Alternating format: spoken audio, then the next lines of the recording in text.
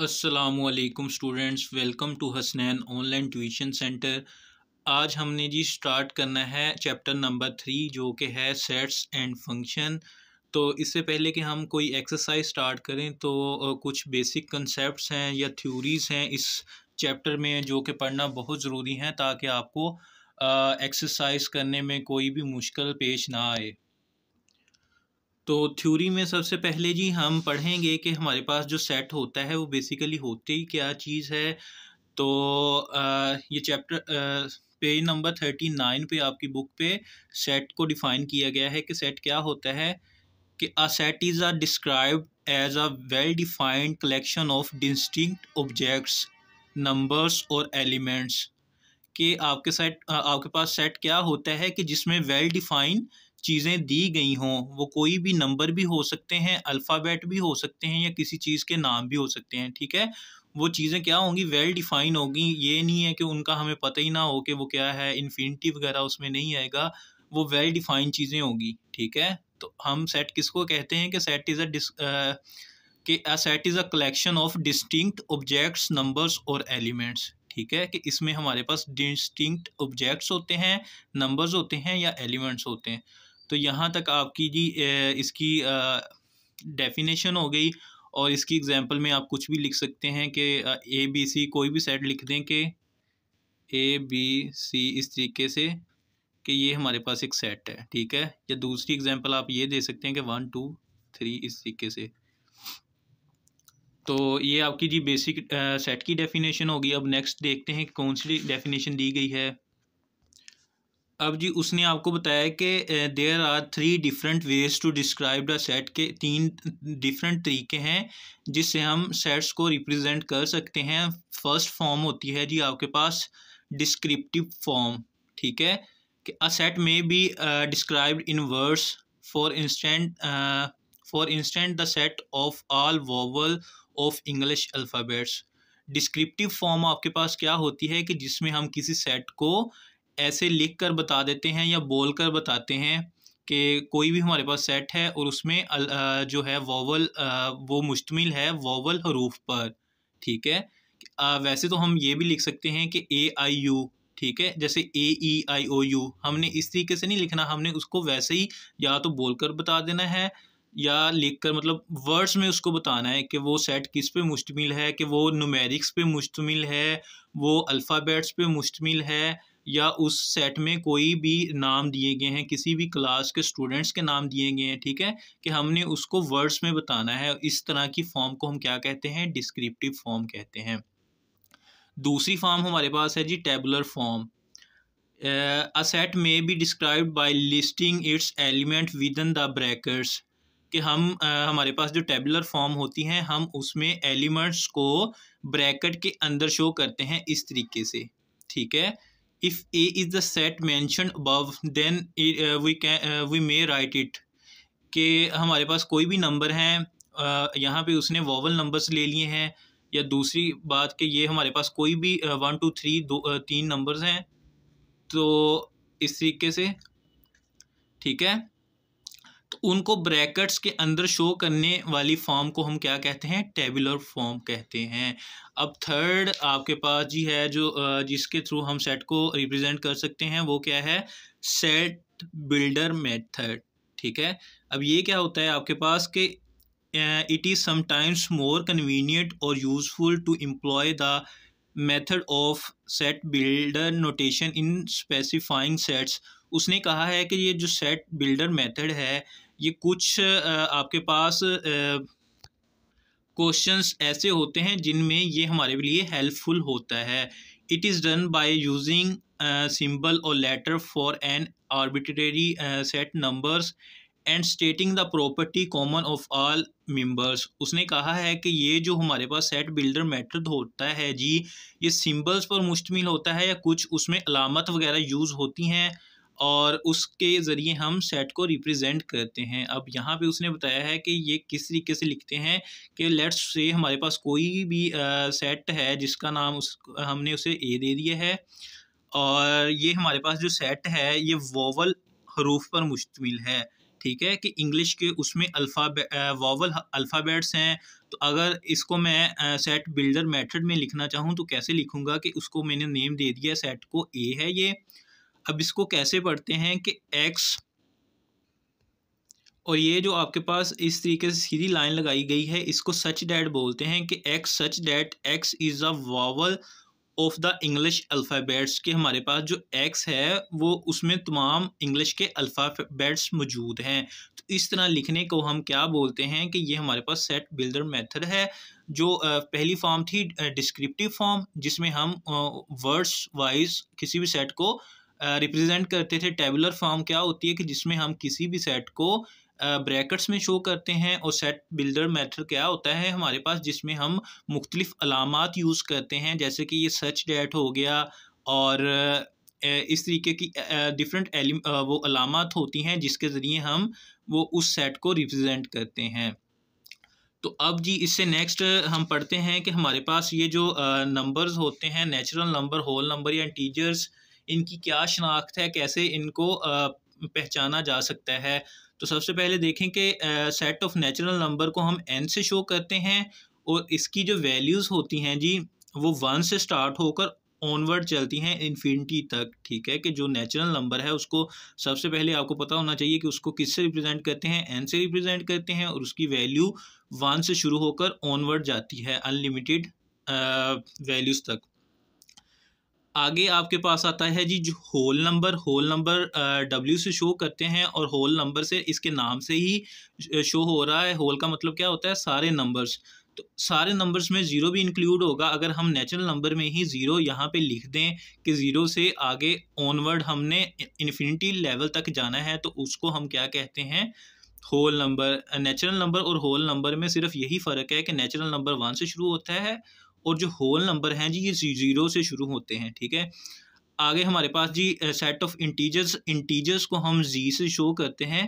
ठीक है, और जो इंटीजर्स होते हैं वो हमारे पास बेसिकली होते हैं होल नंबर ही हैं, और उसमें जो हम वैल्यूज़ यूज़ करते हैं वो प्लस माइनस दोनों वैल्यूज़ होती हैं। जैसे कि यहाँ पे देखें कि होल नंबर में सिर्फ पॉजिटिव वैल्यूज़ आ रही हैं। अगर इन्हीं पॉजिटिव वैल्यू के साथ मैं नेगेटिव भी लिख दूँ तो वो मेरे पास क्या बन जाएंगे, वो इंटीजर्स बन जाएंगे मेरे पास। ठीक है, अब आगे O is the odd number. Odd number क्या होते हैं कि जैसे 1 3 5 7 इस तरीके से, और ये पॉजिटिव वैल्यूज़ भी हो सकती हैं और नेगेटिव वैल्यूज़ भी हो सकती हैं। फॉर एग्जांपल +3 भी ओड होता है और -3 भी ओड नंबर ही होता है। ठीक है, आगे आगे आ गया जी ई शो करता है आपके पास इवन नंबर्स को, यानी इवन इंटीजर्स को, और ये आपके पास 2 पॉजिटिव और ये क्या होते हैं 0 2 4 6 8 इस तरीके से। ठीक है, और अब ये जो 2 है ये पॉजिटिव का 2 हो या नेगेटिव का 2 हो तो ये आपके पास होता इवन नंबर ही है। ठीक है, आगे आपके पास आते हैं कि the set of prime numbers. अब आपके पास जी प्राइम नंबर क्या होते हैं, आपको वैसे भी पता होना चाहिए कि प्राइम नंबर हमारे पास वो वर्ड्स होते हैं, वो न्यूमेरिक्स होते हैं कि जो अपने अलावा किसी दूसरे नंबर पे डिवाइड ना हो। जैसे 2 है ये 2 पे ही डिवाइड होगा और किसी भी वैल्यू पे डिवाइड नहीं होता। जैसे 3 है तो 3 भी खुद पे ही डिवाइड होता है, 5 है 5 भी खुद पे ही डिवाइड होता है। इसको 2 3 इसके पीछे जितने भी वर्ड्स आ रहे हैं कोई भी इसको डिवाइड नहीं करता। अगर करता भी है तो वो पॉइंट डेसिमल में आंसर आएगा। ठीक है, तो प्राइम नंबर क्या होते हैं, जो खुद के अलावा किसी दूसरे नंबर पर डिवाइड ना हो। ठीक है, अब आपके पास आ गया जी, आगे है क्यू रिप्रेजेंट करता है रैशनल नंबर्स को। रैशनल नंबर्स हमारे पास क्या होते हैं कि जिनको हम जी P/Q की फॉर्म में लिख सकते हैं, वो हमारे पास क्या होते हैं, उनको हम बोलते हैं कि ये हमारे पास रैशनल नंबर्स हैं। एंड पे आता है आपके पास के क्यू डैश आपके पास शो कर रहा है इर्रेशनल नंबर के वो नंबर्स जिनको हम P/Q की फॉर्म में नहीं लिख सकते। अब उसने इज़ नॉट इक्वल लिखा है कि जिनको हम P/Q की फॉर्म में नहीं लिख सकते उनको क्या कहते हैं, इर्रेशनल नंबर कहते हैं। लास्ट पे आपके पास आ गया कि आर शोज आर किसको शो करता है, रियल नंबर को शो करता है। और जो हमारे पास रियल नंबर होते हैं वो क्या होते हैं, क्यू यूनियन क्यू डैश, मतलब रैशनल और इर्रेशनल नंबर्स का अगर हम यूनियन लें, मतलब यूनियन के में क्या चीज़ आती है, मतलब दोनों की अगर हम वैल्यूज़ को काउंट करें तो वो हमारे पास रियल नंबर्स होते हैं। रियल नंबर आप इस तरह कह सकते हैं, real number is a collection of rational number plus irrational number के। जो रियल नंबर्स में हमारे पास दोनों ही होते हैं, रैशनल भी होते हैं, इरेशनल भी होते हैं, ठीक है। आगे उसने आपको जी नल सेट की डेफिनेशन बताई है। सबसे पहले तो उसने सिंगलटन सेट की आपको डेफिनेशन बताई है कि सिंगलटन सेट क्या होता है, कि a set with only one element is called singleton set. कि वो ऐसा हमारे पास सेट जिसमें सिर्फ एक ही एलिमेंट हो उसको हम क्या बोलते हैं, सिंगलटन सेट बोलते हैं। इसकी डेफिनेशन यहाँ से लेकर यहाँ तक है, और इसकी आप इसकी एग्जांपल में कोई भी न्यूमेरिक लिख सकते हैं, अल्फ़ाबेट लिख सकते हैं, या कोई भी नेम लिख सकते हैं, ठीक है। सिर्फ एक वर्ड लिखना है आपने। तो आगे है जी नल सेट की डेफिनेशन है। यहाँ से नल सेट की डेफिनेशन शुरू हो रही है कि the set with no element, zero number of elements is called empty set, null set और वॉइड सेट। इसके तीन नाम्स हैं जी। उसको एम्प्टी सेट भी बोलते हैं, नल सेट भी बोलते हैं, और वॉइड सेट भी बोलते हैं, ठीक है। को कि ऐसा सेट जिसमें कोई एलिमेंट मौजूद ना हो उसको हम क्या कहते हैं, नल सेट कहते हैं। The empty set is denoted by phi. इसको हम किससे रिप्रेजेंट कर सकते हैं, ये जो हमारे पास अलामत है जी, ये फाई की होती है, एफ आई, ठीक है। इसको क्या बोलना है, फाई। इसको फाई से भी शो कर सकते हैं, या इस तरीके से दो ब्रैकेट्स लगाकर उनके अंदर हमने कोई भी एलिमेंट नहीं लिखना, क्योंकि ये एम्प्टी सेट है, तो अंदर से हमने इन ब्रैकेट्स को एम्प्टी रखना है। तो ये जी हमारे पास यहाँ तक एम्प्टी सेट की डेफिनेशन भी आ गई, और ये उसकी एग्जांपल है, ठीक है। अब नेक्स्ट देखते हैं कि कौन सी हमारे पास डेफिनेशन दी गई हैं। तो अब है जी हमारे पास इक्वल सेट्स। तो इक्वल सेट्स क्या होते हैं कि two sets A and B are equal if they have exactly the same elements, और if every element of set A is an element of set B. कि हमारे पास जो इक्वल सेट होते हैं कि उनमें हर ए में जो भी हमारे पास वैल्यूज़ होंगी वही वैल्यूज़ बी में भी होनी चाहिए। जैसे अब ए में ये ए सेट है हमारे पास, ये ए सेट को शो कर रही है वैल्यू, और ये जो है जी ये बी सेट को शो कर रही है वैल्यू, ठीक है। अब ए में क्या क्या हमारे पास एलिमेंट्स हैं 1 2 3, और बी में भी क्या है 1 2 3। तो ये क्या हुए, दोनों सेट्स बिल्कुल इक्वल हुए। इक्वल सेट्स का क्या मतलब है कि दोनों सेट्स के एलिमेंट्स बराबर होने चाहिए। उनकी तरतीब आगे पीछे हो सकती है, जैसे ये 1 2 3 लिखा है, यहाँ पे 2 1 3, मतलब उनकी तरतीब डिफरेंट हो सकती है, लेकिन जो उन सेट्स के अंदर एलिमेंट हैं वो इक्वल होने चाहिए, ठीक है।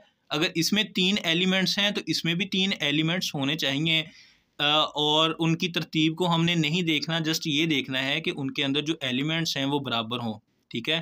तो उनको क्या कहते हैं, इक्वल सेट्स। ये डेफिनेशंस लाजमी किया करें, ये पेपर पॉइंट ऑफ व्यू से इम्पोर्टेंट होती हैं, ये 1-2 लाजमी आती हैं पेपर में हर चैप्टर में से, ठीक है।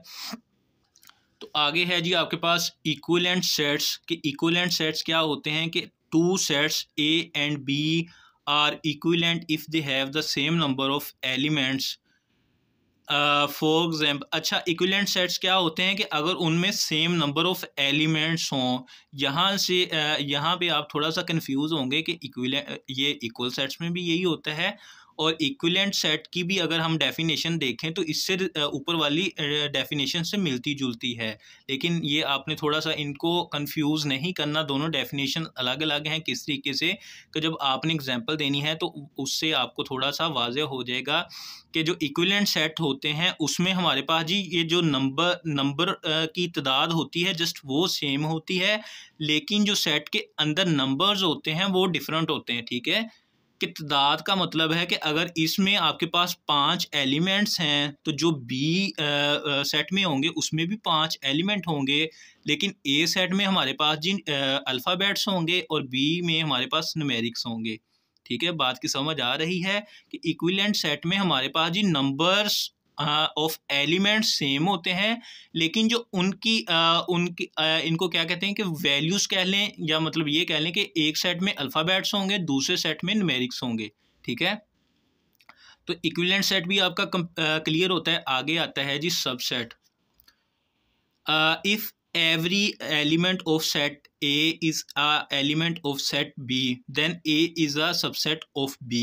कि हमारे पास जी कोई सेट A है जिसकी सारी वैल्यूज़ B में मौजूद हैं, तो हम कहेंगे कि A is a subset of B, ठीक है। और इसको कैसे लिखते हैं कि ये हमारे पास जो ये अलामत है, मतलब इस तरीके से यू को साइड, यू ऐसे होता है ना, तो इसको अगर साइड वाइज यू को इस तरीके से लिख दें और नीचे ये इस तरीके से लाइन लगा दें, तो इसको हम सबसेट की सिंबल, इसको सबसेट का सिंबल कहते हैं कि A is a subset of B, ठीक है। और अगर इसी सिंबल को हम इस तरीके से दूसरी साइड को इसका मुंह कर दें, तो ये हमारे पास अलामत बन जाती है सुपरसेट की, ठीक है। अगर इस यू का जो ये फेस है, इसको फेस कह लें कि अगर ये ओपन हो राइट साइड की तरफ, तो वो फिर होता है सबसेट।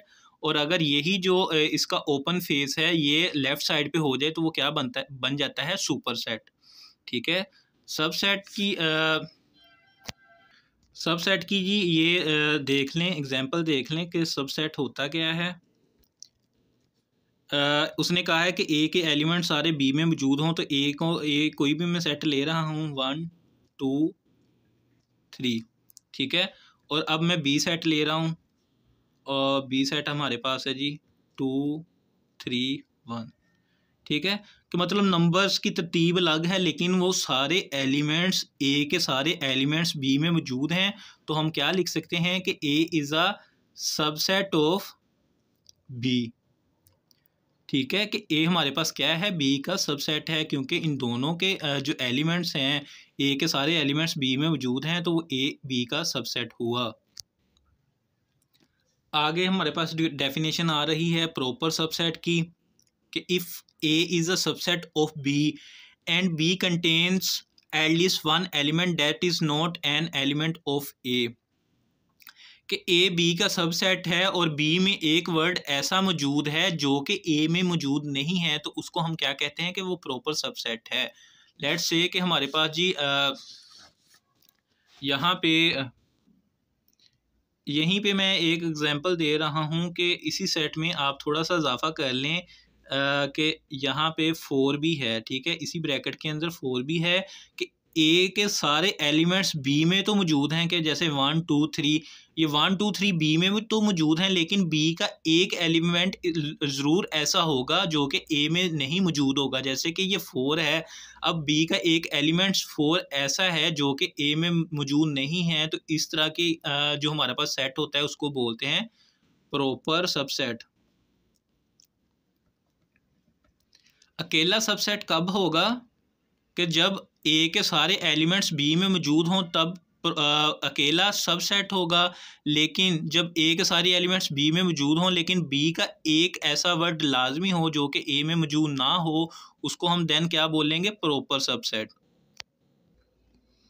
आगे आपके पास आ रहा है, डेफिनेशन आ रही है इम्प्रॉपर सबसेट की, कि if A is a subset of B, के अगर हमारे पास जो ए सेट है वो सबसेट है बी का, यानी ए के सारे एलिमेंट्स बी में मौजूद हैं, इसका मतलब है कि ए इक्वल बी होगा, ठीक है। Then we can say that A is a improper subset of B, के इसको हम बोल सकते हैं कि ए हमारे पास इम्प्रॉपर सबसेट है। प्रॉपर सबसेट क्या होता है, कि जिसमें बी का सिर्फ एक जो होता है था हमारे पास एलिमेंट, वो ए के एलिमेंट से डिफरेंट होता था, लेकिन इम्प्रॉपर में क्या होगा कि वो सारे एलिमेंट्स ए के बी के इक्वल होंगे, ठीक है। यहाँ पे उसने आपको एग्जांपल दी है कि लेट्स से ए इक्वल है आपके पास ए बी सी, और बी आपके पास क्या है, ये भी ए बी सी है, लेकिन उसने तरतीब थोड़ी सी डिफरेंट कर दी है। तो मतलब अगर एलिमेंट्स सेम होंगे, मतलब उनकी ये तरतीब अलग हो सकती है, तो इस तरह के सेट को हम क्या कहते हैं, इम्प्रॉपर सबसेट। अगर ये आप देखें तो बेसिकली सबसेट को ही, जो हमारे पास बेसिक सबसेट होता है, उसी को वो इम्प्रॉपर सबसेट कह रहा है, ठीक है। तो आगे आपके पास डेफिनेशन आ रही है यूनिवर्सल सेट की। अब यूनिवर्सल सेट क्या होता है कि the set that contains all objects और elements under consideration is called universal set. Universal set क्या होता है कि जिसमें हमारे पास जिस सारे एलिमेंट्स को कंसीडर किया जाता है, मतलब हर जो एलिमेंट होता है उसको इम्पोर्टेंस दी जाती है यूनिवर्सल सेट में, हम उसको लिखते हैं। ठीक है, किसी भी एलिमेंट को स्किप नहीं किया जाता यूनिवर्सल सेट में। तो इस तरह के सेट को हम यूनिवर्सल सेट कहते हैं और इसको डिनोट किया जाता है कैपिटल यू से। ठीक है, आगे हमारे पास नेक्स्ट डेफिनेशन आ रही है पावर सेट की, कि पावर सेट क्या होता है। The power set of a set denoted, ये एस स्टैंड फॉर सेट ही कह रहा है कि the power set of a set denoted by P into S, के इसको हम डिनोट किससे करते हैं, पी इंटू एस से डिनोट करते हैं। Is a set containing all the possible subsets of set. Power set क्या होता है कि किसी भी सेट का पावर सेट वो होता है कि जिसमें तमाम पॉसिबल सबसेट्स मौजूद हों। अब सबसेट्स क्या होते हैं कि जैसे कि मेरे पास जी कोई भी सेट है, सिंपल सेट सी है, ठीक है, जिसमें वैल्यूज एलिमेंट्स आपको दिए गए हैं ए बी सी डी। ठीक है, ये एग्जांपल है इसकी सबसेट की। अब सबसेट्स क्या होते हैं कि जो इसके छोटे सेट्स हों, जैसे ये अब एक कंप्लीट सेट है, इसके छोटे सेट्स कैसे होंगे, अगर इसके हर एलिमेंट को हम अलग अलग से पहले लिख दें, कि जैसे इसका पहले एलिमेंट हम 5 लिख रहे हैं, पावर सेट लिखने जब भी हम लिखते हैं तो सबसे पहले जो हमारे पास सबसेट आता है जी वो 5 होता है। अब ये सेट है, ये जितनी भी वैल्यूज़ हैं इनको हम सबसेट बोलेंगे, क्योंकि ये जो सबसेट्स हैं ये इसी से निकाले गए हैं, मतलब ये बड़ा सेट है। सब सेट किसको कहते हैं हम, छोटे सेट को। ठीक है, सब सेट का मतलब होता है छोटा सेट। अब ये आपके पास एक कंप्लीट सेट है, ये उसके सारी फैमिली है, मतलब सब सेट है उससे छोटे सेट हैं। सब सेट लिखने में जब भी आपने सब सेट लिखना है तो सबसे पहले आपने 5 लिखना होता है, देन ए लिखना होता है। सिंपल वैल्यूज़ आपने एक एक बार लिख लेनी होती। 5 लिखने के बाद पहले आपने ए लिखा, फिर आपने बी लिखा, फिर सी लिखा और फिर डी लिखा। ठीक है, ये एक एक बार सारी वैल्यूज़ लिख ली। ठीक है, देन आपने क्या करना होता है कि दो दो वैल्यूज़ को लिखना शुरू करना होता है, कि जैसे ए बी लिखा, ए बी लिख दिया आपने, फिर ए सी लिखा, ए सी लिख दिया, और देन ए डी लिखा। ठीक है, ए डी लिखने के बाद आपने इस ए को स्किप कर देना है और नेक्स्ट दो दो वैल्यूज़ को लिखना शुरू कर देना है। अब यहाँ पे देखें कि हमने यहाँ तक ही ए को लिखा था, इसके आगे ए नहीं आ रहा। अब यहाँ पे लिखेंगे हम बी सी लिख दिया, देन क्या आएगा बी डी आएगा। ठीक है, यहाँ तक हमने बी वाली वैल्यूज़ को लिख दिया। ठीक है, देन हम इस बी को स्किप कर देंगे और एंड पे सी और डी आएगा। जस्ट सी और डी को लिख दिया यहाँ पे, तो यहाँ पे सी वाली वैल्यू भी ख़त्म होगी। देन हमने क्या लिखना है कि अब हमने दो दो वैल्यूज़ तो लिख ली थी, अब हमने क्या करना है, हमने तीन तीन वैल्यूज़ लिखनी है, कि जैसे ए बी सी लिख दिया हमने पहले, तो यहाँ पे ए बी सी आ गया। अब हमने ए को छोड़ देना है। अब नेक्स्ट हमने क्या लिखना है कि बी सी डी, ये बी सी डी आ गया, और ये ए बी सी था, अब ये बी सी डी आ गया, ये भी हो गया, ये भी हो गया। और अब क्या लिख सकते हैं हम, अब जी हम लिख सकते हैं कि बी को स्किप कर दें, इस बी को स्किप कर दें और इन तीनों वैल्यूज़ को लिख दें कि ए सी डी, सॉरी सी को हमने स्किप किया है, ए बी डी लिख दिया हमने। और अगेन क्या लिख सकते हैं कि अब जी आपने बी को स्किप कर दिया, इसको स्किप कर दिया और लिख दिया कि ए सी डी। ठीक है, और लास्ट जो होता है हमारे पास सेट, उसी को लिख देना होता है आपने कि ए बी सी डी।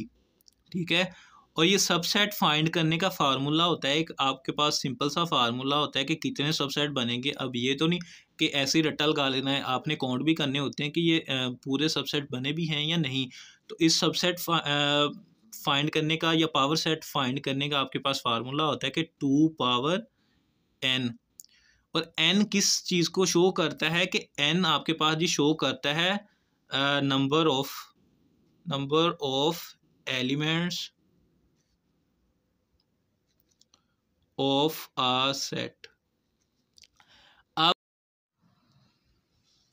अब जी ये टू तो एज इट इज़ रहेगा। ये एन हमारे पास किस चीज़ को शो करता है, number of elements of a set.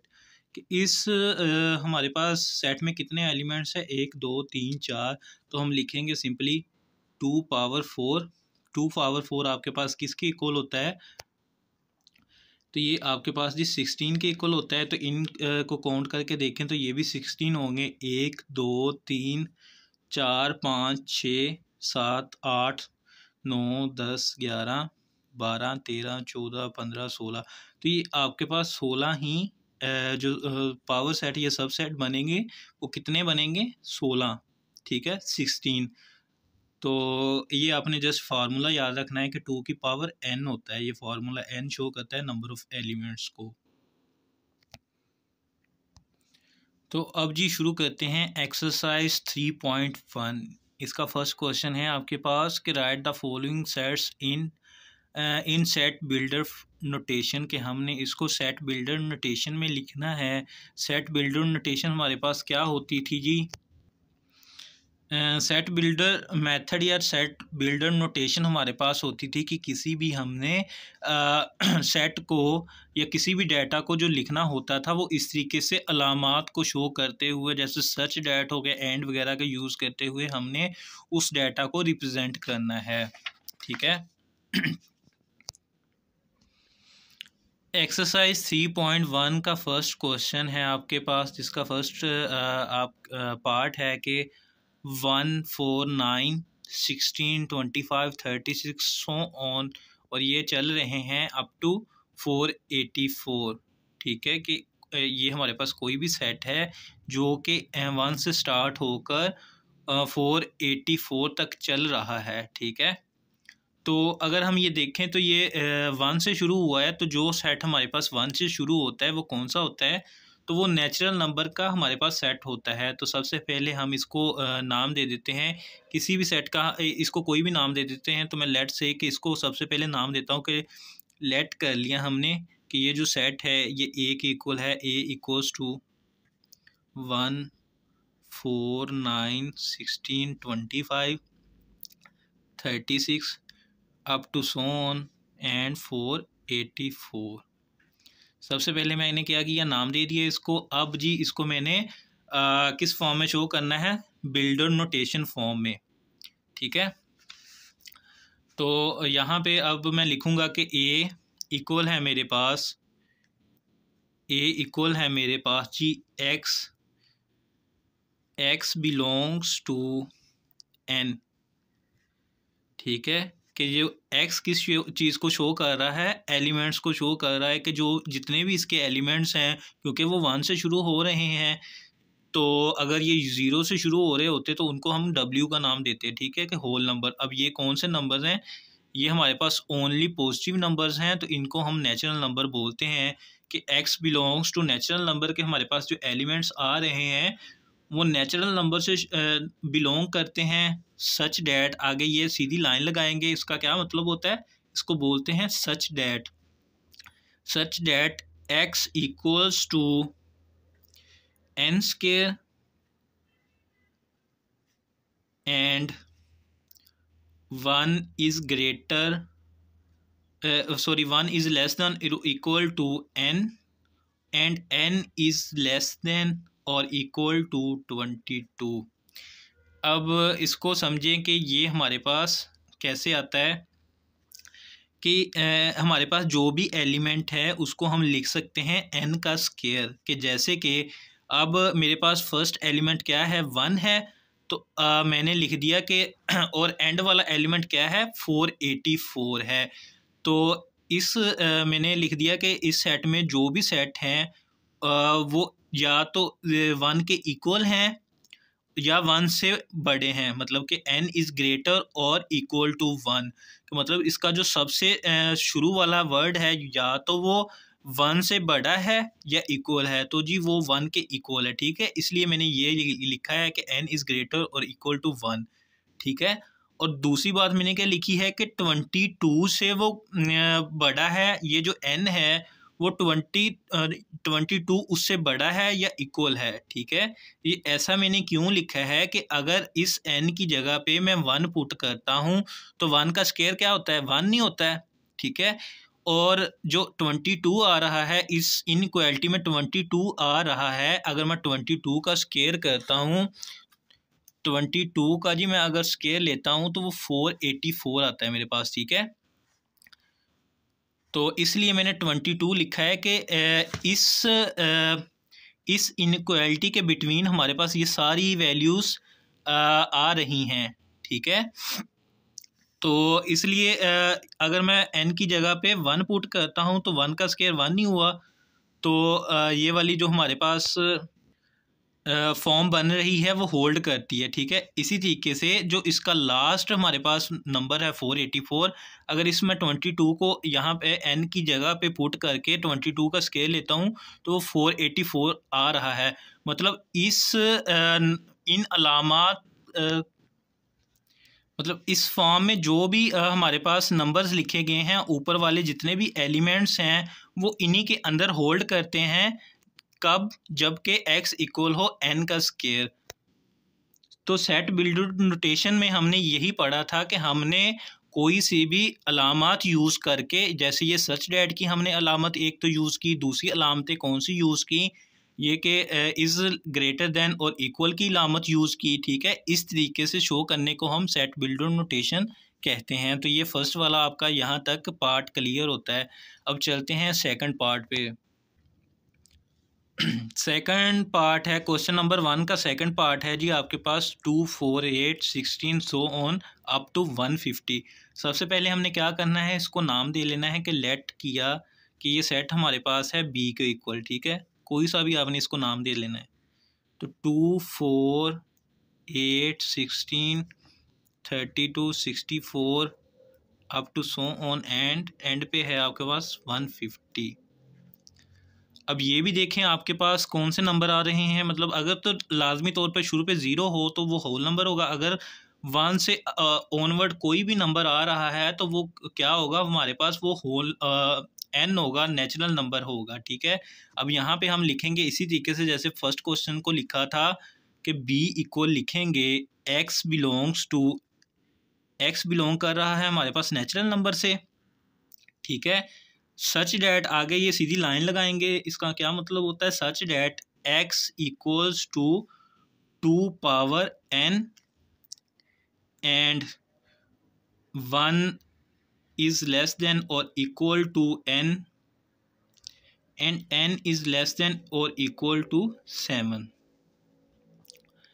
अब यहाँ पे समझे कि हमारे पास जो भी उतनी ऊपर वाली वैल्यूज़ आई हैं, ठीक है, वो इस कंडीशन के अकॉर्डिंग इन वैल्यूज़ में से ही आई हैं।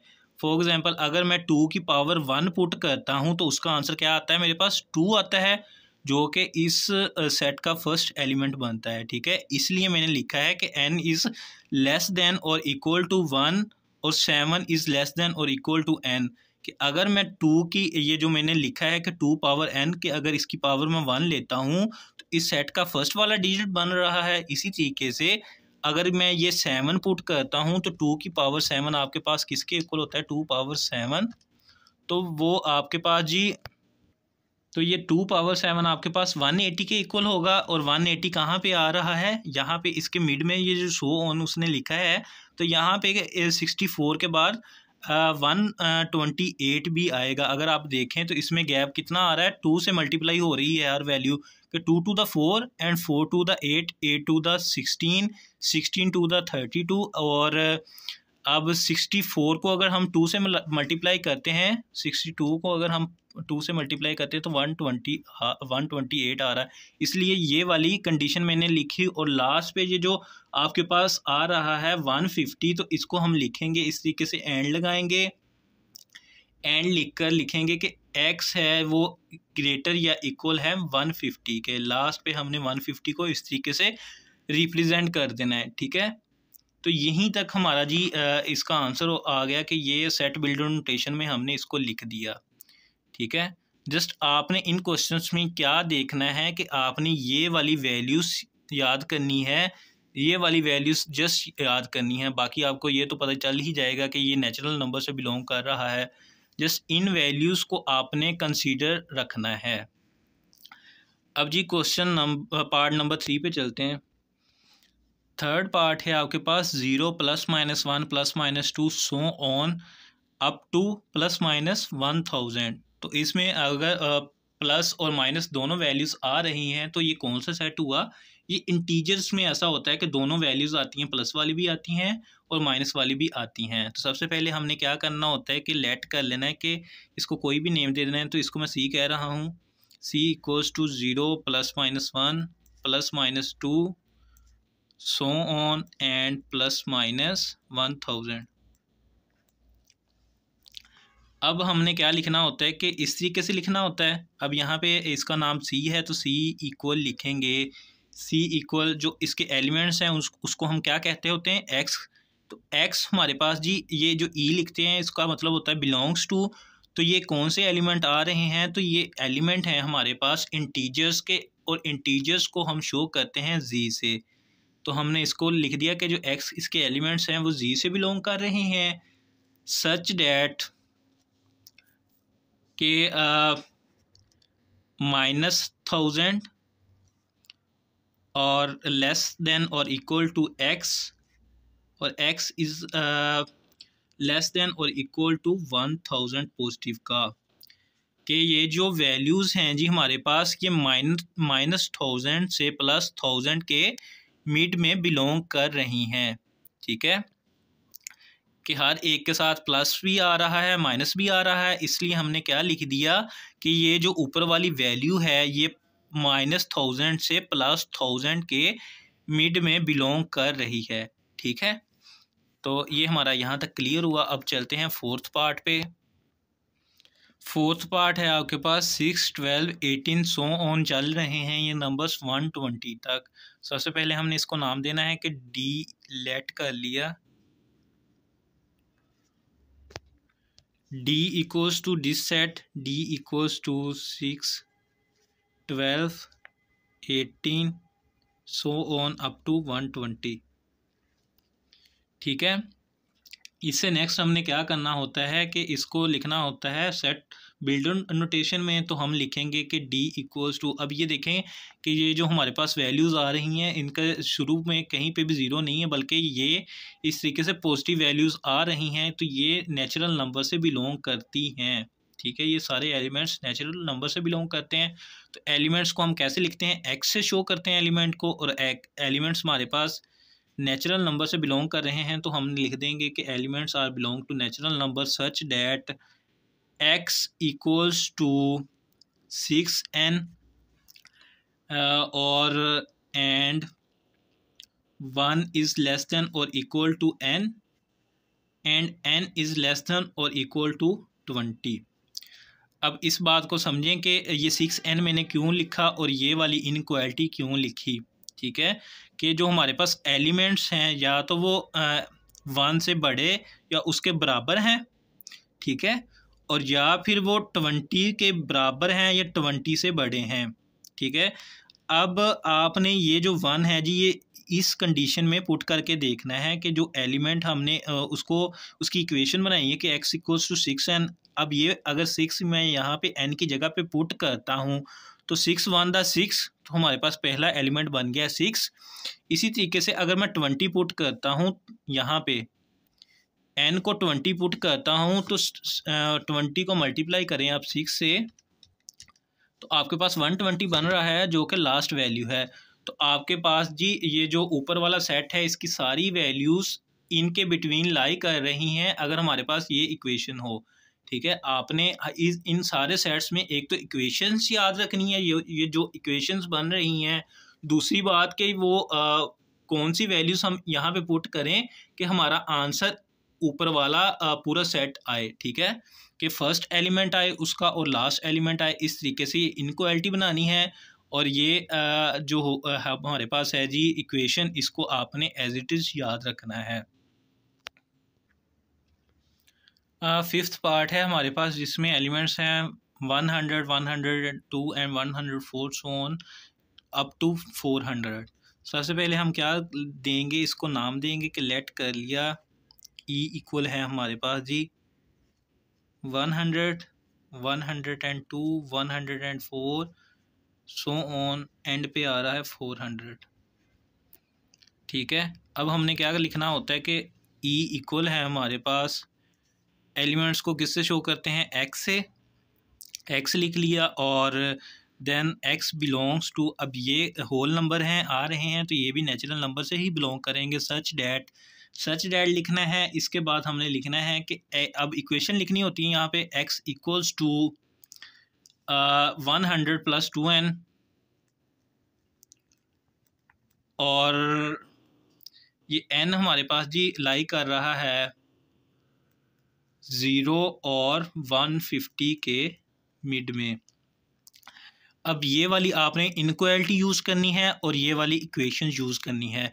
अगर मैं n पुट करता हूँ, n इज़ ग्रेटर देन और इक्वल 0, अगर n को मैं 0 पुट करता हूँ इस n की वैल्यू में, तो 2 × 0 क्या हो जाएगा, 2 × 0, तो ये वाली वैल्यू ख़त्म हो जाएगी। तो हमारे पास जो पहला एलिमेंट है वो आ जाएगा जब n 0 हो। ठीक है, तो ये वाले पूरा हमारे पास एलिमिनेट हो जाएगी, ये वाली वैल्यू ख़त्म हो जाएगी, तो पहला वर्ड आ जाएगा 100। और अगर इसी तरीके से मैं ये 150 n की जगह पे पुट करता हूँ, ठीक है, n की जगह पे मैं क्या पुट कर रहा हूँ कि 2 × 150 करता हूँ। अगर 2 × 150 किया मैंने तो ये आंसर 300 आ गया। 300 + 100 करता हूँ तो मेरे पास क्या आंसर आता है, 400। मतलब इनके बिटवीन हमारे पास ऊपर वाले सेट की वैल्यू लाई कर रही है जब इक्वेशन ये हो हमारे पास। ठीक है, तो ये वाला भी आपके पास क्लियर हुआ पार्ट। नेक्स्ट पार्ट पे चलते हैं।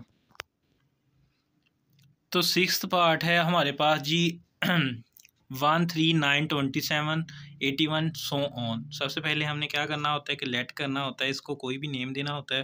तो इसको मैं f कह रहा हूँ कि f इक्वल्स टू है मेरे पास 13927 81। ठीक है, अब इससे नेक्स्ट प्रोसेस में हमने लिखना होता है कि f इक्वल्स टू, इसके एलिमेंट्स हमारे पास x हैं और ये सारे एलिमेंट्स किससे बिलोंग कर रहे हैं, तो ये नेचुरल नंबर से ही बिलोंग कर रहे हैं, सच डैट। अब x इक्वल हम लिखेंगे कि 3 पावर n लिख ली व्हेन n इज़ ग्रेटर और इक्वल्स टू 0। अगर जी यहाँ पे मैं n को n इज़ ग्रेटर और इक्वल टू 0, अगर मैं n को यहाँ पे 0 पुट करता हूँ तो वो मेरे पास आंसर आ जाता है 1। अब ये आगे वाली वैल्यू मैंने क्यों नहीं लिखी, क्योंकि अगर मैं 3 की जगह पे यहाँ पे 1 पुट करता हूँ तो वो मेरे पास आंसर 1 आ जाता है। 3 की जगह पे 2 पुट करता हूँ तो 3 का स्क्वायर 9 होता है। इसी तरीके से मतलब सो ऑन चल रहे हैं कि बस आपने यहाँ पे यही लिखना है कि जो हमारे पास इक्वेशन बनेगी वो x इक्वल्स टू 3n बनेगी। ठीक है, और ये आपने एक ही वैल्यू लिख देनी है कि x इज़ ग्रेटर और इक्वल टू 0 हो। कि पहली हमें वैल्यू पता है कि हमने क्या पुट करनी है, 0 पुट करनी है। अगर 0 पुट करते हैं तो फर्स्ट वाली वैल्यू आ जाती है। देन कोई भी हम यहाँ पे 1 पुट करता हूँ तो 3 आ जाएगा, 2 पुट किया 9, इस तरीके से 3 पुट किया 27 एंड सो ऑन। तो ये वाला भी आपका क्लियर होता है। क्वेश्चन नंबर 1 का 7th पार्ट है आपके पास कि 1 2 4 5 10 20 25 50 एंड 100। इसको आप सबसे पहले लेट कर लें कि ये हमारे पास है जी, let g equals to this set 1 2 4 5 10 20 25 50 and 100। सबसे पहले हमने इसको लेट कर लिया। अब हमने क्या लिखना है कि g equals to element x element को शो कर रहा है और ये सारे एलिमेंट्स किससे बिलोंग कर रहे हैं, तो ये नेचुरल नंबर से बिलोंग कर रहे हैं, सच दैट x डिवाइड्स 100। इस तरीके से मैंने क्यों लिखा कि जो हमारे पास जी मैक्सिमम नंबर है वो 100 है और बाकी जितने भी मेरे पास पीछे वाले नंबर्स आ रहे हैं वो 100 को डिवाइड करते हैं। फॉर एग्जांपल 50 भी 100 को डिवाइड करता है, आंसर 2 आता है। 25 भी 100 को डिवाइड करता है, मतलब कंप्लीट डिवाइड करते हैं और डेसिमल वाली वैल्यू नहीं आती। मतलब अगर इन सब को आप 100 पे डिवाइड करें तो वो एक कंप्लीट आंसर आएगा, डेसिमल में आंसर नहीं आएगा। तो इसलिए मैंने लिख लिया कि जो इसकी लास्ट वैल्यू है उसके बाद जितनी भी वैल्यूज़ हैं वो x को शो कर रही हैं। मतलब x डिवाइड्स 100, इसकी सारी वैल्यूज़ 100 को डिवाइड कर रही हैं। तो ये वाला आपका पार्ट यहीं तक कंप्लीट होता है। अब चलते हैं सेकंड पार्ट पे। इसके 8 वाला पार्ट है मेरे पास, उसमें वैल्यूज़ हैं 5, 10, 15 अप टू सो ऑन और 100। ठीक है कि हर वैल्यू में मेरे पास जो गैप आ रहा है वो 5-5 का गैप आ रहा है। ठीक है, तो सबसे पहले तो इसको नाम देते हैं कि लेट, इसको मैं h कह रहा हूँ। लेट कर लिया कि h equals to 5, 10, 15 so on 100 नाम दे दिया इसको। अब क्या कहना है कि h इक्वल्स टू x, और ये x किससे बिलोंग कर रहा है? तो ये नेचुरल नंबर से ही बिलोंग कर रहा है। x belongs to natural number such that x equals to आपके पास क्या है 5n, एंड जो n बिलोंग कर रहा है वो इज़ इक्वल्स टू और ग्रेटर देन 1, और n इज़ लेस देन और इक्वल टू 20। ठीक है, इनइक्वालिटी में हमने ये लिखना है और इक्वेशन में हमने ये लिखना है। ऐसा क्यों करना है कि अगर मैं n को 1 के इक्वल सपोज करता हूँ कि यहाँ पे n की जगह पे 1 पुट करता हूँ तो 5 इंटू 1 5 आता है, तो हमारे पास फर्स्ट वाली एलिमेंट आ गया। और इसी तरीके से अगर ये मैं 20 को n को सपोज करता हूँ कि 20 है और 20 को यहाँ पे पुट करता हूँ तो 20 मल्टीप्लाई बाय 5 हमारे पास क्या होता है 100। तो मतलब इस इक्वेशन और इस इनक्वालिटी के मिड में हमारे पास ये सारी वैल्यूज़ लाई कर रही हैं। तो ये वाला आपका जो पार्ट है 8 नंबर, ये भी कंप्लीट होता है। 9th वाला आपके पास पार्ट है कि the set of all the integers between -100 से +1000 तक।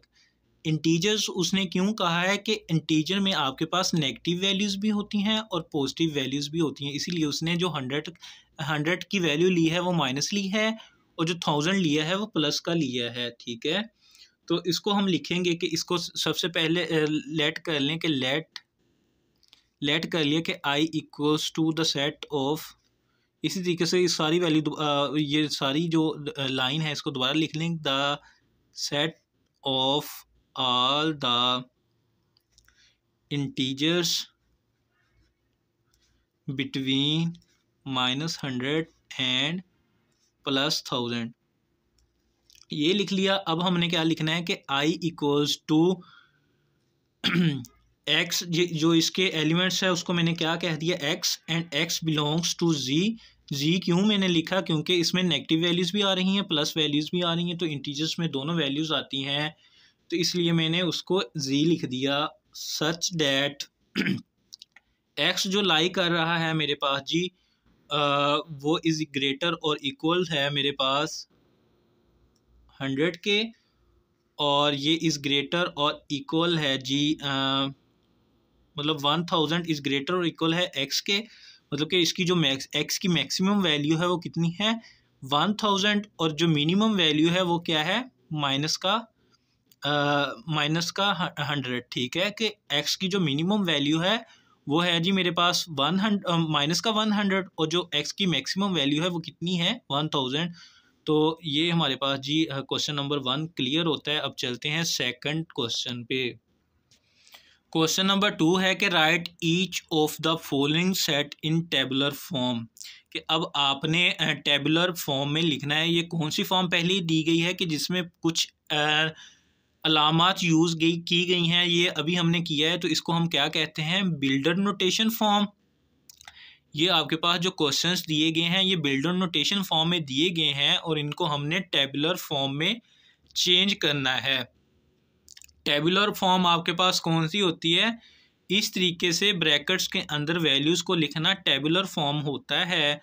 तो ये हमारे पास जी बिल्डर नोटेशन फॉर्म दी गई है, इसको हमने इस तरीके से ब्रैकेट्स के अंदर लिखना है इन वैल्यूज़ को। क्वेश्चन नंबर 2 का फर्स्ट पार्ट है आपके पास कि x such that x is a multiple of 3। ठीक है कि एक्स जो मल्टीपल है वो 3 का है। इस अलामत को हम बोलते हैं, जो इस तरीके से लिखा गया हो उसको हम एंड बोलते हैं कि x is a multiple of 3 and x is less than और इक्वल टू 35। इसको हमने किस फॉर्म में लिखना है जी? इसको हमने टेबुलर फॉर्म में चेंज करना है। मतलब इस तरीके से सिंपल इसके एलिमेंट्स लिख देने हैं कि x जो हो वो 3 का मल्टीपल हो, कि वो 3 के टेबल में लाजमी वो वैल्यूज़ आए। तो 3 के टेबल में सबसे पहले कौन सी वैल्यू आती है? 3 आता है, देन जी आपके पास 6 आता है, देन 9 आता है, देन 12, देन 15, देन 18, देन 21, 24, 27, 30 और 33 कि ये जो हमने टेबल लिखना था ये 35 के इक्वल लिखना था या 35 से छोटा, मतलब 35 के इक्वल लिखना था या 35 से छोटा। अब मैंने 35 से छोटा क्यों लिखा कि अगर इससे नेक्स्ट मैं मूव करता तो 33 में अगर 3 प्लस करें वो कितना हो जाता है 36, लेकिन हमने 35 के से छोटा लिखना था या उसके इक्वल, तो इक्वल नहीं हो सकता, हम छोटा ही लिख देते हैं। तो ये यहीं तक इसका आंसर आ गया। हमने जस्ट 3 का मल्टीपल मतलब 3 का टेबल ही लिखना था।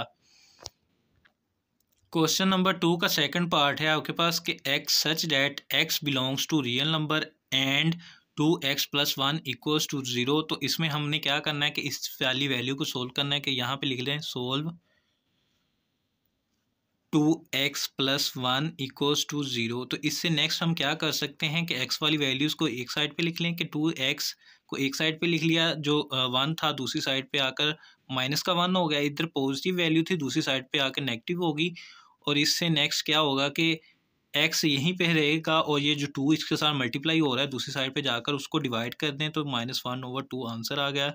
तो यही इसका आंसर है। ठीक है, अब चलते हैं इसके नेक्स्ट पार्ट पे। क्वेश्चन नंबर 2 का थर्ड पार्ट है कि x such that x belongs to P, मतलब प्राइम नंबर एक्स बिलोंग कर रहा है प्राइम नंबर से, and x is less than 12। कि हमने एक्स से मतलब है वो वाले एलिमेंट्स लिखने, वो वाले प्राइम नंबर के एलिमेंट्स लिखने हैं जो कि 12 से छोटे हों। अब प्राइम नंबर कौन से होते हैं? जो अपने अलावा किसी और पे डिवाइड ना हो। तो हम यहाँ पे लिखते हैं कि the prime numbers less than 12 are, कि वो प्राइम नंबर्स जो 12 से छोटे हैं वो कौन से हैं हमारे पास जी? तो 2 होता है, 2, 3, 5, 7 and 11।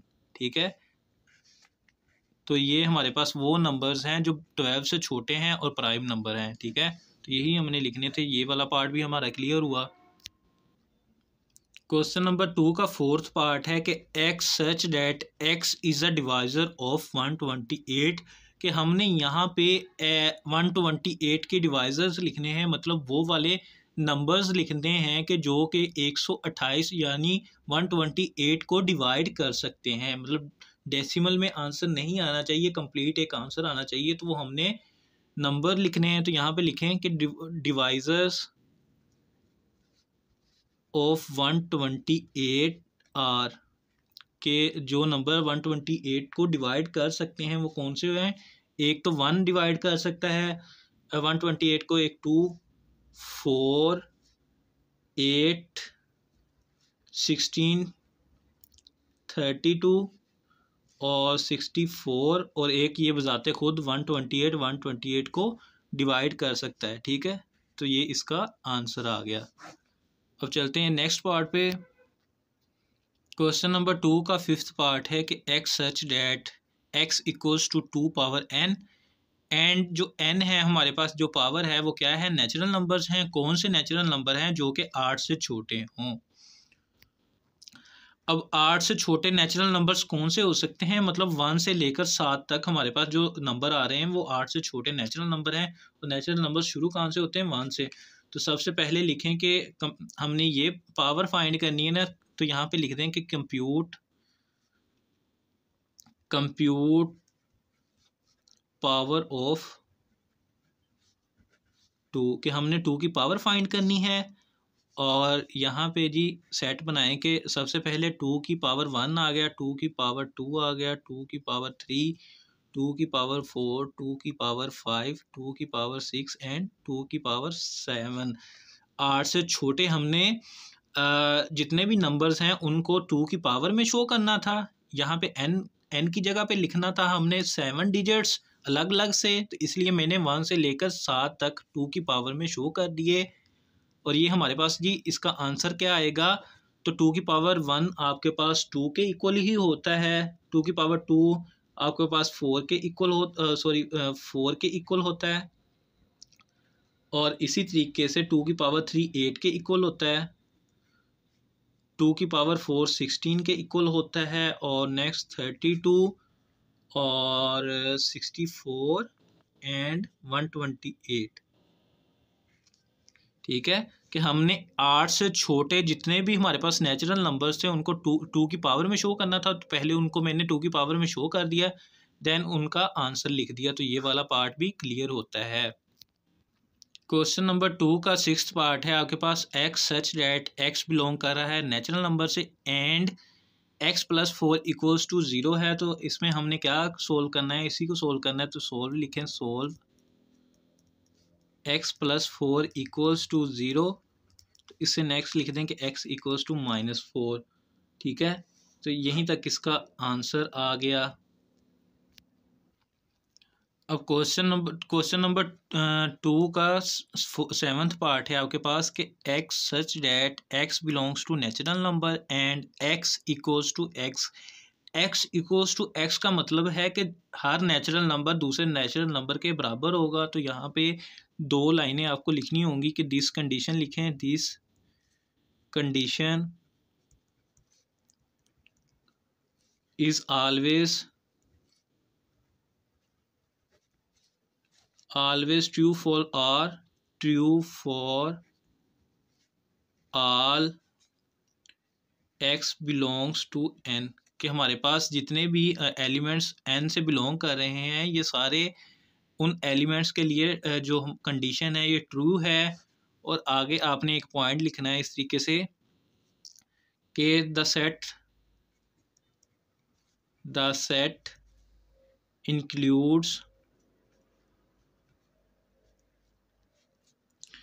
all natural numbers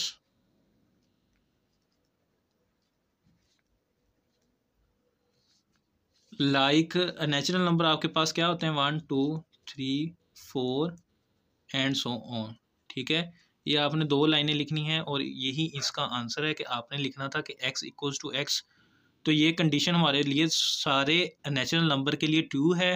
the set include natural number के हमारे पास जो सेट होता है नेचुरल नंबर जो कंटेन करता है वो किस तरह का सेट होता है, तो वो ये सेट होता है।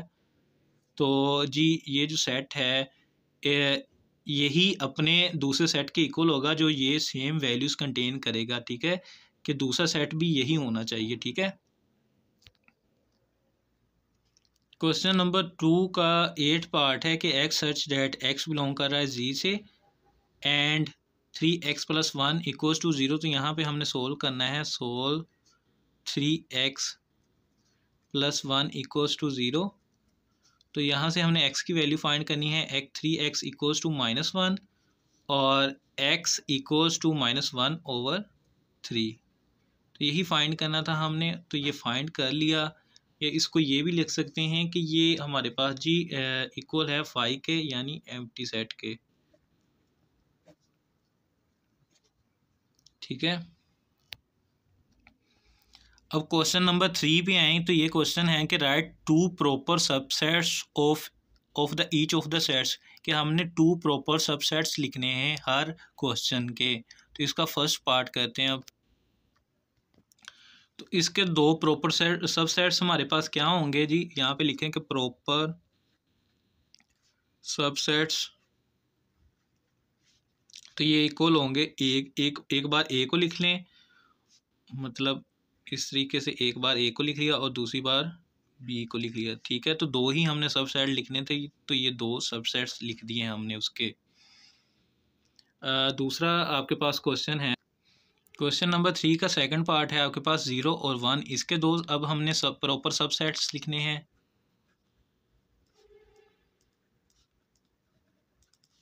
तो आपके पास एक 0 हो गया, दूसरा जी 1 हो गया, ठीक है। तो इसके दो प्रॉपर सबसेट्स हो गए। अब चलते हैं नेक्स्ट पार्ट पे। क्वेश्चन नंबर 3 का थर्ड पार्ट है कि आपने नेचुरल नंबर के प्रॉपर सबसेट्स लिखने हैं। तो जी सबसे पहले आपको पता होना चाहिए कि नेचुरल नंबर क्या होते हैं। इस तरीके से होते हैं 1 2 3 4 5 and so on up to unlimited form तक जाते हैं। तो इसके कोई से दो आपने सबसेट्स लिख दिए। तो एक मैं 1 लिख रहा हूँ, दूसरा 2 लिख रहा हूँ, तो ये दो मैंने उसके प्रॉपर सबसेट्स लिख दिए नेचुरल नंबर के, ठीक है। ये मेरे पास था नेचुरल नंबर, तो ये उसके दो प्रॉपर सबसेट हो गए, ठीक है। अब चलते हैं नेक्स्ट पार्ट पे। अब है जी मेरे पास क्वेश्चन नंबर 3 का फोर्थ पार्ट। इसमें सिर्फ जी लिखा हुआ है, मतलब हमने ये क्या चीज़ है, जी क्या होता है, इंटीजर्स को शो करता है, ठीक है। कि इंटीजर्स के हमने दो प्रॉपर सबसेट लिखने हैं। तो एक में मैं जी प्लस वाली वैल्यूज़ लिख रहा हूँ, एक सबसेट में प्लस वाली वैल्यूज़ लिख रहा हूँ, और दूसरे सबसेट में नेगेटिव वाली वैल्यू लिखूँगा इस तरीके से कि -1 और -2 -3 सो ऑन। दूसरा इसका मैं सबसेट लिख रहा हूँ प्रॉपर, मतलब दो लिखने थे, ये एक हो गया। अब दूसरा लिख रहा हूँ जिसमें प्लस वाली वैल्यूज़ हैं, +1 +2 +3 एंड सो ऑन। तो ये मैंने इंटीजर्स के दो सबसेट लिख दिए प्रॉपर, ठीक है। क्वेश्चन नंबर 3 का फिफ्थ पार्ट है कि आपने क्यू के दो सबसेट लिखने हैं। तो क्यू आपके पास क्या होता है, रैशनल नंबर होते हैं। तो यहाँ पे इसको लिख लें कि रैशनल नंबर क्यू को शो करता है, ठीक है। तो प्रॉपर सबसेट इसके क्या बनेंगे,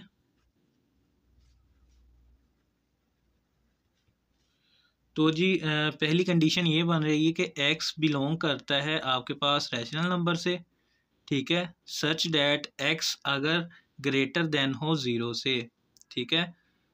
तो दूसरी ये हो गया, ये हमारे पास पॉजिटिव रैशनल नंबर्स के लिए, ठीक है। ये एक हमारे पास फॉर्म होगी। अब दूसरी फॉर्म क्या बन रही है हमारे पास जी, कि x बिलोंग करे अगर रैशनल नंबर से, सच that x is less then 1 हो, ठीक है। कि पहले x इज़ ग्रेटर देन 0 था, अब 1 इज़ ग्रेटर देन x है, तो ये सेकंड उसकी फॉर्म बन गई। तो ये वाला हमारा क्वेश्चन भी क्लियर होता है।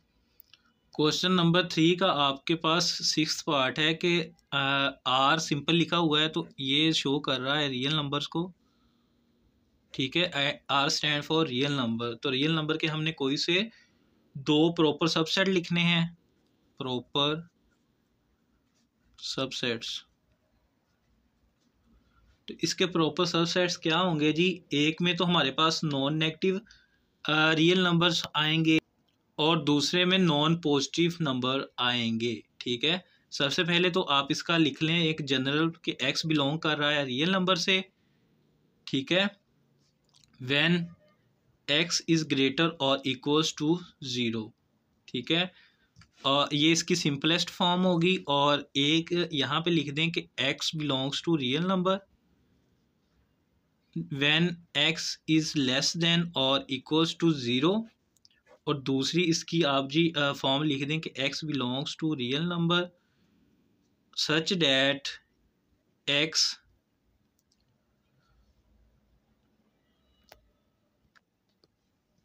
इज़ ग्रेटर और इक्वल्स टू 0। ये आपके पास फर्स्ट प्रॉपर सेट हो गया, ये सेकंड प्रॉपर सेट हो गया, ठीक है। तो दो ही साइड लिखने थे, एक में हमने x को नेगेटिव शो कर दिया, एक में हमने x को ग्रेटर देन 0 शो कर दिया, एक में x को हमने स्मॉलर शो कर दिया 0 से, ठीक है। तो ये जी आपका जो ये वाला पार्ट है यहाँ तक क्लियर होता है। क्वेश्चन नंबर 3 का सेवन्थ पार्ट है आपके पास कि x such that x belongs to rational number, ठीक है, और and x is greater than 0 and 2 is less than or equal 2 is greater than or equals to x।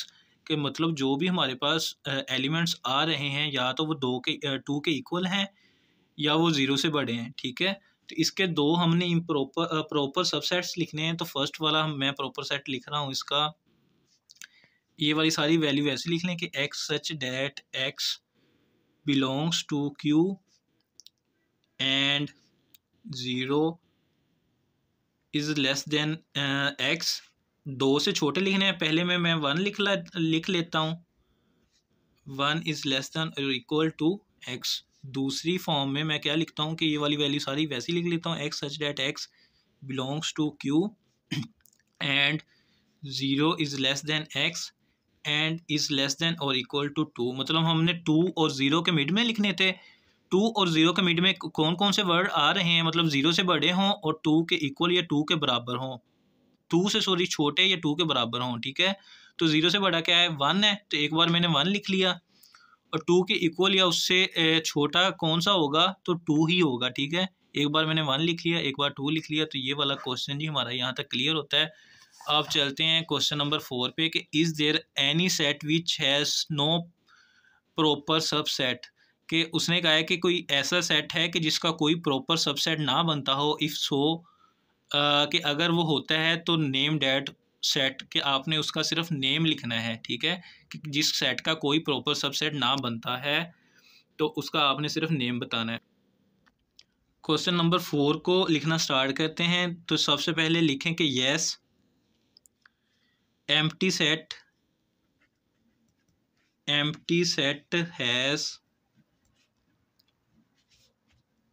Has no proper subset.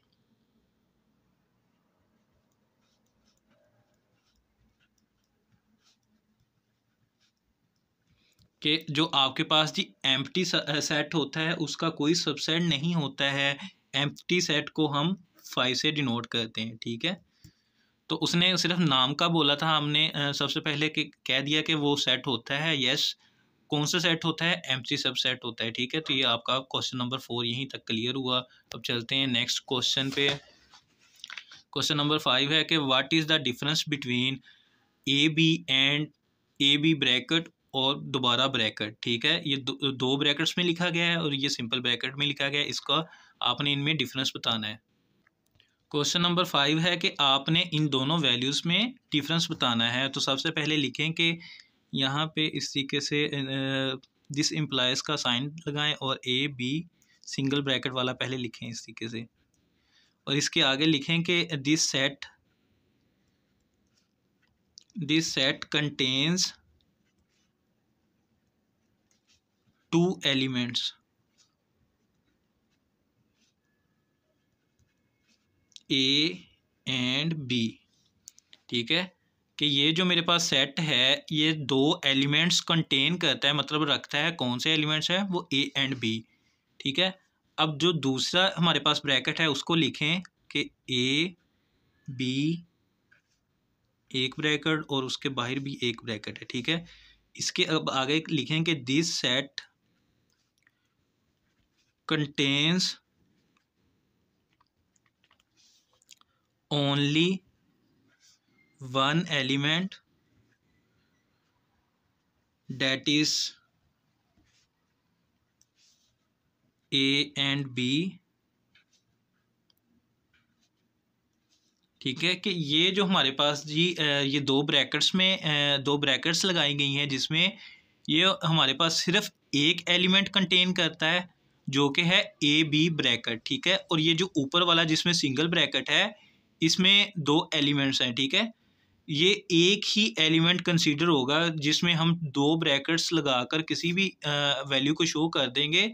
तो ये वाली जो अंदर वाली ब्रैकेट वाली वैल्यू है ये एक ही वैल्यू कंसीडर होगी। अगर सिंगल वैल्यू ब्रैकेट में कोई सी भी वैल्यूज़ दी गई हों तो वो हर वैल्यू इंडिविजुअल काउंट होगी, ठीक है। तो ये जो हमारे पास दूसरा सेट था ये सिर्फ एक वैल्यू कंटेन करता है और ये जो पहला सेट था ये 2 एलिमेंट्स कंटेन करता है, ठीक है। तो ये वाला पार्ट भी आपका क्लियर होता है क्वेश्चन नंबर 5। क्वेश्चन नंबर 6 देखें कि what is the number of elements in the power set of each of the following sets, कि यहाँ पे आपने बताना है कि इनके पावर सेट्स में कितने एलिमेंट्स होंगे, ठीक है। तो आपने जस्ट ये बताना है कि उसमें कितने नंबर ऑफ़ एलिमेंट्स हैं। तो वो फार्मूला कौन सा लगना है जो मैंने आपको पीछे डेफिनेशंस में बताया कि 2 की पावर n वाला। तो जी क्वेश्चन नंबर 6 का फर्स्ट पार्ट है, आपके पास एक एम्प्टी सेट है। तो एम्प्टी सेट का कोई भी सबसेट नहीं होता। आप यहाँ पे जस्ट लिख दें कि empty set has no subset. No power set find करने हैं ना हमने, तो लिखने के नो पावर सेट कि एम्प्टी सेट के अंदर क्योंकि कोई वैल्यू ही नहीं है तो उसका पावर सेट नहीं होता, ठीक है। या इस तरीके से देखें कि हमने 2 पावर n लिखना होता है। पावर सेट फाइंड करने का फार्मूला क्या है, 2 पावर n। अगर इसमें कोई भी वैल्यू नहीं है, इसमें कोई भी वैल्यू नहीं मौजूद, तो हम क्या करेंगे जी, जब कोई भी वैल्यू ना हो उसको हम क्या लिखते हैं कि 2 की पावर 0 लिखते हैं। तो 2 की पावर 0 हमारे पास किसके इक्वल होता है, 1 के। तो आप ये भी कह सकते हैं कि जो हमारे पास एम्प्टी सेट होता है, जो उसका पावर सेट बनता है, वो बजाते खुद एक एम्प्टी सेट ही होता है। आप ये कह सकते हैं कि एम्प्टी सेट का पावर सेट भी एम्प्टी हो सकता है, ठीक है। तो ये वाली वैल्यू मतलब ये वाली चीज़ ना भी लिखें कि एम्प्टी सेट है नो पावर सेट, या ये आप कह लें कि एम्प्टी सेट का जो पावर होती है वो 0 होती है और 2 पावर 0 इक्वल 1। तो एम्प्टी सेट का जो पावर सेट है जी, वो भी एम्प्टी सेट ही है, ठीक है। अब चलते हैं इसके नेक्स्ट पार्ट पे। क्वेश्चन नंबर 6 का सेकंड पार्ट है। इसमें कितने एलिमेंट्स हैं, 2, 0 और 1। तो ये हम लिखेंगे सबसे पहले 2 पावर n। तो कितने एलिमेंट्स हैं, 2। तो 2 की पावर 2 इक्वल्स टू 4। तो इसके 4 सबसेट्स बनेंगे, ठीक है। हमने यही फाइंड करना था, ये वाला पार्ट भी क्लियर। क्वेश्चन नंबर 6 का थर्ड पार्ट है कि इसमें एलिमेंट्स हैं 1, 2, 3, 4, 5, 6, 7। तो 2 पावर n लिखें सबसे पहले। कितने एलिमेंट्स हैं, 7। तो 2 पावर 7। 2 पावर 7 आपके पास किसके इक्वल आता है, 2 पावर 7 128। तो इसके जी आपके पास जो पावर सेट्स बनेंगे वो 128 बनेंगे, ठीक है। क्वेश्चन नंबर 6 का फोर्थ पार्ट है। अब आपके पास 0, 1, 2, 3, 4, 5, 6, 7। तो इसमें कितने नंबर आ रहे हैं, तो 8 नंबर आ रहे हैं। 2 पावर n लिखें सबसे पहले। तो कितने नंबर आ रहे हैं, 8 नंबर आ रहे हैं। तो 2 की पावर 8। 2 की पावर 8 किसके इक्वल होता है, 2 पावर 8। तो इसके जी 256 पावर सेट्स बनेंगे, ठीक है। क्वेश्चन नंबर 6 का आपके पास फिफ्थ वाला पार्ट है कि ए बी ब्रैकेट में देन लिखा गया है बी सी। अब ये दो वैल्यूज़ ही काउंट होंगी, जस्ट ये पूरी वैल्यू एक है और ये एक वैल्यू है। दो वैल्यूज़ हैं। तो 2 पावर n लिखा सबसे पहले। कितनी वैल्यूज़ हैं, 2 वैल्यूज़ हैं। तो 2 पावर 2 इक्वल्स टू 4। तो इसके 4 पावर सेट बनेंगे। क्वेश्चन नंबर 6 का सिक्स पार्ट है। आपके पास A B bracket, B C bracket और डी ई ब्रैकेट। तो ये आपके पास कितने एलिमेंट्स हैं, 3 एलिमेंट्स हैं, ठीक है। 2 पावर n लिखा सबसे पहले। 2 की पावर कितनी आएगी, 3, क्योंकि 3 एलिमेंट्स है। अगर इस तरीके से ब्रैकेट्स के अंदर वैल्यू दी गई हो तो वो एक ही वैल्यू कंसीडर होती है, ठीक है। भला दो लगने में मतलब ऐसे लग रहा है कि जैसे दो वैल्यूज़ है, क्योंकि ब्रैकेट में लिखा गया है तो एक ही वैल्यू कंसीडर होगी। 2 पावर 3 आपके पास 8। तो इसके जी 8 पावर सेट्स बनेंगे। तो ये आपके पास जो क्वेश्चन नंबर 6 है वो भी क्लियर हुआ। अब हमने क्वेश्चन नंबर 7 जो कि लास्ट क्वेश्चन है इस एक्सरसाइज का वो करना है। तो ये है कि write down the power sets of the following sets. कि हम यहाँ पे कुछ सेट्स दिए गए हैं, हमने उनके पावर सेट्स लिखने हैं। तो सबसे पहले है आपके पास 9, 11 फर्स्ट क्वेश्चन। तो इसके हमने पावर सेट लिखने हैं 9 और 11 के। तो सबसे पहले पावर सेट लिखने जब हम लिखते हैं तो कौन सा सेट चीज़ आती है, पहले सबसे 5 खाली सेट आता है, देन 9 आएगा। और मतलब ये भी आपको पता होना चाहिए कि ये कितने एलिमेंट्स हैं, 2 एलिमेंट्स हैं। तो 2 पावर 2 मतलब इसके 4 बनेंगे। तो एक 9 आ गया, फिर 11 आ गया। इसको इस तरीके से ब्रैकेट्स में लिखते हैं, ठीक है। 9 आ गया, 11 आ गया। अब क्या आएगा, मतलब 3 हो गए, सिर्फ एक रह गया। तो एक ये बजाते खुद होगा 9 एंड 11। तो इसके जी 4 सबसेट बनने थे, मतलब 4 पावर सेट बनने थे, तो ये 4 पावर सेट्स हमने लिख दिए। क्वेश्चन नंबर 7 का जी सेकंड पार्ट है आपके पास के plus minus multiplication and division, इसके हमने अब सबसेट्स लिखने हैं। सबसे पहले तो देखें कि 2 power n equals to 2 power कितने वर्ड्स हैं, 4 वर्ड्स हैं। तो 2 पावर 4 आपके पास किसके इक्वल होती है, 16 के, तो इसके 16 पावर सेट्स बनेंगे। तो अब हमने काउंट करके लिखने हैं। तो सबसे पहला पावर सेट जो बनता है वो 5 खाली सेट बनता है। दूसरा क्या होता है, पहली इंडिविजुअल वैल्यू, दूसरी इंडिविजुअल वैल्यू माइनस और मल्टीप्लिकेशन और डिवीजन। तो ये आपके पास अभी 5 पावर सेट्स बने हैं। अब हमने 2-2 के बनाने हैं, प्लस और माइनस आ गया, प्लस और मल्टीप्लिकेशन आ गया, प्लस और मल्टीप्लिकेशन आ गया। अब प्लस और डिवीज़न आ गया, प्लस और डिवीज़न आ गया। ठीक है, इसके बाद हमने प्लस को छोड़ देना है और नेगेटिव को दोनों के साथ मल्टीप्लाई करना है। फिर नेगेटिव एंड मल्टीप्लिकेशन आ गया, नेगेटिव एंड मल्टीप्लिकेशन आ गया, देन नेगेटिव एंड डिवीज़न आ गया। और अब ये नेगेटिव वाली वैल्यू भी ख़त्म हुई। अब लास्ट वाली रहेगी कि मल्टीप्लिकेशन और डिवीज़न, मल्टीप्लिकेशन और डिवीज़न। अब जी 2-2 के पेयर्स भी कंप्लीट हुए। अब 3-3 के पेयर्स बनाने हैं अपने। प्लस माइनस एंड क्रॉस आ गया, पहले प्लस माइनस एंड क्रॉस, ये प्लस है, देन प्लस माइनस को छोड़ देना, plus cross and division, plus plus cross and division. ठीक है, अब हमने प्लस वाली वैल्यू को छोड़ देना है और इन तीनों को काउंट करना है कि माइनस क्रॉस और डिवीज़न, माइनस क्रॉस और डिवीज़न। तो अभी इनको काउंट करेंगे कितने, 1 2 3 4 5 6 7 8 9 10 11 12 13 14, 2 रह गए हैं हमारे पास। तो जी अब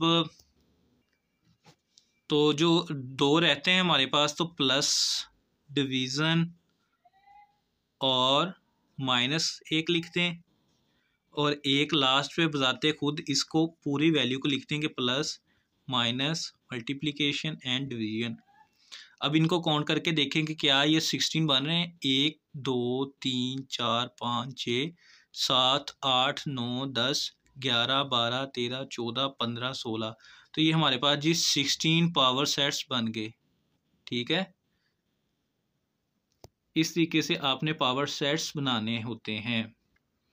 तो अब हमारे पास क्वेश्चन नंबर 7 है। सेट में 5 लिखा गया है, ये एम्प्टी सेट नहीं है बल्कि इसमें 5 ऑलरेडी है। तो इसके पावर सेट्स बनेंगे, पहले एक एम्प्टी सेट बन जाएगा इस तरीके से और दूसरा सेट जिसमें 5 बजाते खुद आएगा। इसके 2 सेट्स बनने थे, मतलब 2 पावर n होता है ना, तो इसमें कितने एलिमेंट्स हैं, सिर्फ 1 एलिमेंट्स है। तो 2 पावर 1 इक्वल्स टू 2, तो 2 एलिमेंट्स, इसके 2 पावर सेट्स बन गए, 1 और 2। अब इसका जी लास्ट हमारा पार्ट रह गया है जो है कि है A and B, C 2 elements हैं इसमें, इस तरीके से कि A एंड B C, इसके गिर्द ब्रैकेट है और इस होल के गिर्द भी ब्रैकेट। ये है हमारे पास क्वेश्चन नंबर 7 का 4th पार्ट जो कि लास्ट पार्ट है इस एक्सरसाइज का। तो ये 2 ही हमारे पास एलिमेंट्स हैं, 2 power n equals to 2 power 2 equals to 4 इसके पावर सेट्स बनने हैं। तो पहले जो हमारे पास सबसेट बनता है वो 5 होता है बजाते खुद। 5 हमने लिख दिया। अच्छा, 5 को इस तरीके से नहीं लिखना, आपने सिंपल 5 लिख देना है। और दूसरा आपके पास बनता है जी A, तो A के गिर्द ब्रैकेट लगा दें और BC बन गया, क्योंकि BC एक ही वैल्यू है। ठीक है, 1 2 3 लास्ट पे रह गया, तो लास्ट पे इस पूरी वैल्यू को ही लिख दें कि A B C, इसके गिर्द ब्रैकेट और इसके होल के गिर्द ब्रैकेट। तो 4 ही सब पावर सेट बनने थे, 1 2 3 4। तो ये हमारे जी 4 पावर सेट्स बन गए। इसी के साथ जो आज की हमारी एक्सरसाइज थी 3.1 सॉरी, तो वो क्लियर हुई, और इसके साथ ही जो सारी डेफिनेशन या कंसेप्ट थे वो भी क्लियर हुए। तो इसको लाजमी देखिएगा, ये बेसिक्स है आपकी। तो अब मुझे इजाज़त दें और अपना बहुत सा ख्याल रखिएगा। अल्लाह हाफिज़।